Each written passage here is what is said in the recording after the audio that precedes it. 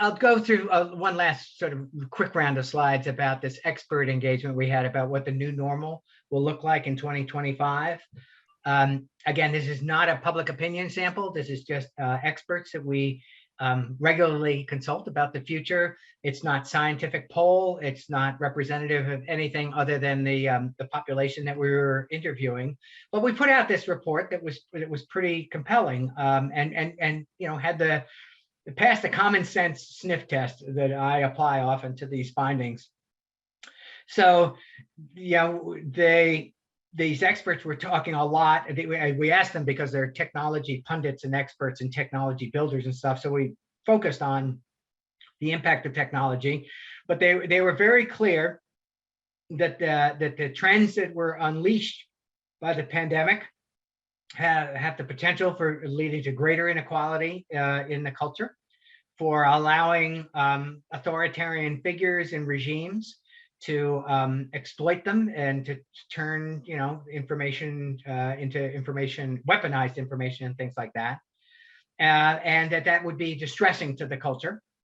But they also talked a lot about the thing I was saying before, that the pandemic put a lot of technology trends on steroids, and they talked about a tele-everything world where workplaces, healthcare, and social activity improved. So it's a sort of a mixed bag of stories, but they did have worries on their mind. And it was this pretty split verdict among these experts. Again, these statistics aren't particularly meaningful other than to tell you sort of the general tone of what the kind of commentary we're getting from these experts.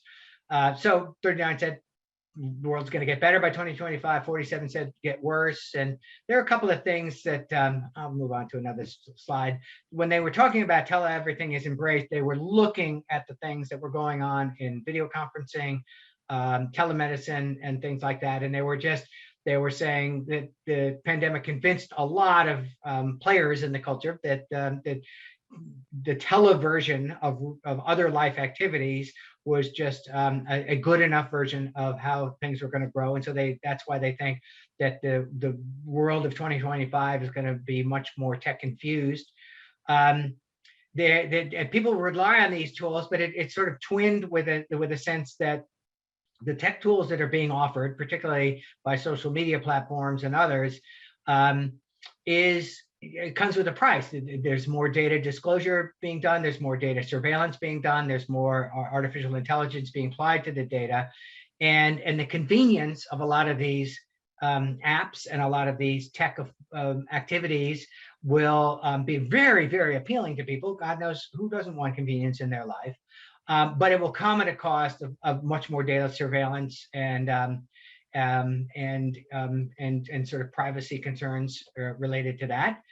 And they talked about both sides of human nature getting amplified in a world that looks like that. So that our interconnectedness that was displayed by the pandemic would engender more empathy and more awareness of sort of social, political, economic ills around the world. And at the same time, this is a theme these experts have been striking for a bunch of surveys for the past 5 or 6 years. They think that the bad actors in the culture and the bad actors in government, and even in some cases the tech companies themselves, these tools can be turned to bad purposes. Sort of the way that humans are arranged to be tribal, and the way to be triggered by threats, and the way to be othering of groups that aren't like theirs. So they worried about xenophobia, bigotry, and closed communities resulting from all of this.